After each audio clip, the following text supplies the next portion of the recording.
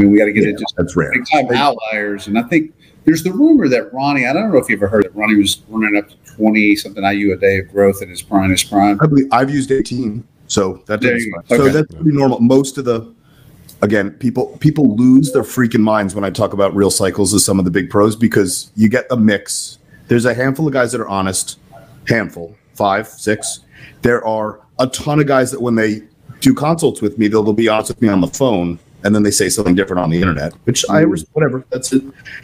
I think it's misleading. And then there are other guys that just blatantly make up stuff. Now, it doesn't mean that there aren't pros that use smaller doses. Again, being a genetic responder, a good responder, means that you both respond to low doses and high doses, right? You can grow on a low dose, but you can also tolerate a high dose. Right? If you're a poor responder, you would not get anything from a low dose, but if you raise it, you're only going to get there's an androgen receptor on the cell surface that's just non-genomic, and a lot of side effects come from that. Right. You just get banged with that organ stuff, stress, no sleep, nervous system, hypothalamus. You're gonna sweat.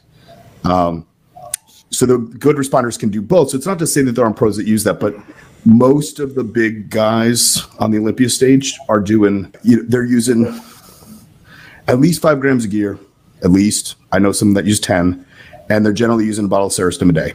So that's 18 units. I have 2 guys personally that have used up to 10 grams of gear. I usually lower that because you don't need that much. If you can handle 10 grams of gear, you're probably going to be fine on 5.